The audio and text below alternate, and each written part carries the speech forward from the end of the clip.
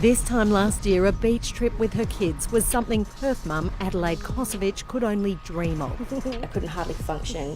Just doing normal everyday tasks was impossible. I had to get help. I couldn't walk downstairs. I couldn't push my kids in the pram to go down the shop. I couldn't push a shopping trolley. Adelaide started experiencing pelvic pain during her pregnancy with 4-year-old Callan. She thought it would go away, but by the time she conceived little Clayton, it was excruciating. Got scans, tests done, x-rays, MRIs, everything came back clear. I was told I was perfectly healthy. There is nothing wrong with you. Go home, rest, take some more medication. Crushed at the insinuation it was in her head. A lot of women just get brushed aside, as I felt I did. This is all part of pregnancy. It's all part of childbirth. You know, every woman goes through this, so just kind of suck it up and get on with it.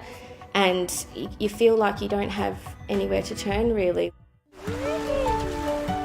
Vibrant and active today, thanks to a chance Google search. It was, a hallelujah moment. I could actually tick off every single symptom that was on the website. I was like, oh my God, this is me. This is exactly what I'm going through. It's been life-changing for Adelaide. And unfortunately, there are a lot of women like Adelaide out there who might not even know that this condition actually exists.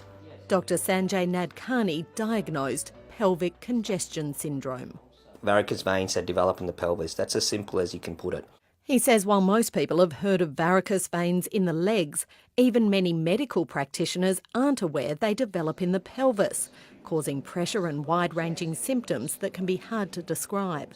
Pain, discomfort, dragging, heaviness, deep down in their pelvis, sometimes going down their legs, sometimes going down sort of into their buttocks and so on. So they have a spectrum of symptoms, which makes it often very difficult to diagnose. Dr. Nadkarni suspects many more women are suffering in silence. Up to 30% of women with pelvic pain who've had children could potentially have this condition.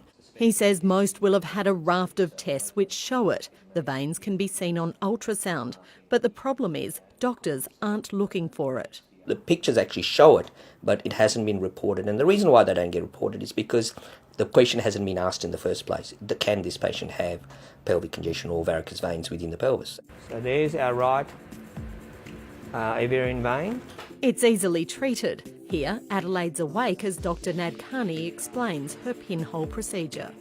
So you can see there's a little source there of veins refluxing down and across. To see the coils going in and blocking off the blood flow to the varicose veins, it was really amazing to watch. It's minimally invasive, which is done within the space of an hour usually, and it's a walk-in, walk-out procedure. And you know the extent of benefit that they see is phenomenal. He says it's important to rule out more sinister causes of pelvic pain first. But if leg veins reoccur, or in women who've had 2 or more children, pelvic congestion should be considered. Adelaide couldn't be more grateful. Making up for lost time with her boys, she hopes her story encourages other women to keep searching for answers. Just everyday things like taking my kids for a walk in the pram down to the park was impossible before. I can actually do that now. I can play with my boys. It's just, I'm absolutely loving it.